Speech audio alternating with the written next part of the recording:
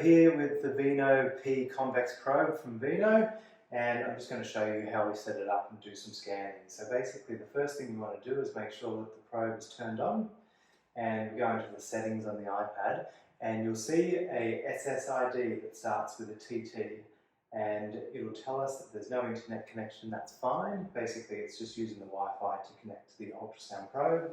Once that's on, all we have to do is to open up the VINNO P app, and we can begin imaging. So we'll put a little bit of ultrasound gel on the probe here, and let's take a quick look at transverse abdominis. So to do transverse abdominis, we're going to put the probe in line with the patient's belly button and basically come lateral out to about this area. From this area, we can see the external oblique, internal oblique, and the transverse abdominis down lower. But I'm just going to adjust the depth of the image. To do that, we just slide our finger across the right hand side of the screen here to bring us in nice and shallow. So we're at 8 centimeters at the moment. If I want to change other parameters to optimize the image, I can increase the frequency using the slider down here. And increasing the frequency will give us better resolution, but it might take away a little bit from the penetration. So let's go right up to 6.5 and get a really nice looking image from there. The other thing that we can also do is just adjust the focus position just to bring it up in line with the transverse abdominis. So let's have a quick look at the focus position, and that's the little yellow arrow just to the right of the screen, and we're happy with that focus position there. The other thing that we can also do is just adjust the brightness of the gain. So we do that by swiping on the left hand side of the screen. Can I just get you to do a little contraction of the transverse abdominis? Yeah, beautiful. And relax. And one more time. Great, and relax. So that's where we're doing transverse abdominis. We can come, if we have a little bit more gel here, we can slide up a little bit higher and watch the transverse abdominis. It typically comes up and underneath the rectus abdominis the higher we go. Here's rectus coming in, and we can slide back down lower as well.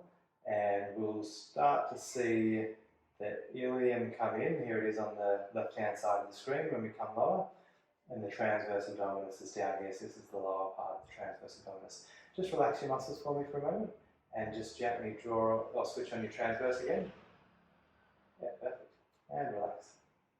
Alright, so that's how we image transverse abdominis. Now we're going to have a look at the bladder, so we're going to have a look at the pelvic floor transabdominally. We'll put a little bit more gel on the ultrasound probe. The probe position for this is we're just going to go just on top of the pubic bones, and we're going to angle the probe down, and we're going to need a bit more depth. So we're going to take this depth out.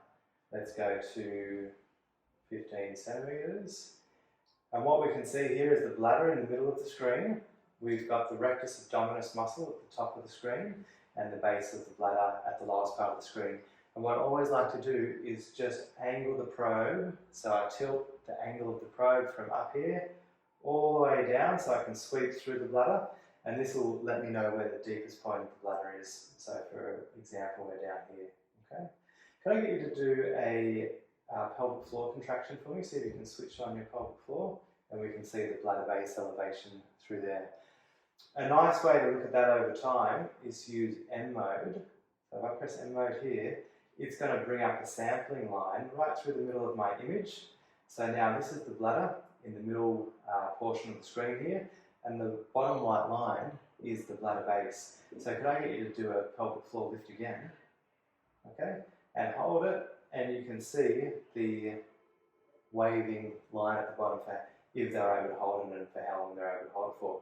And you actually can freeze that, and you can measure the amount of elevation from here and the time that they can keep that bladder base contraction going as well.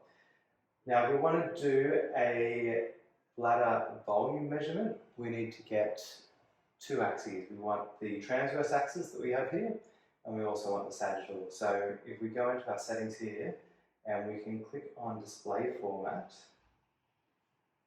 and through display format we'll do dual split screen,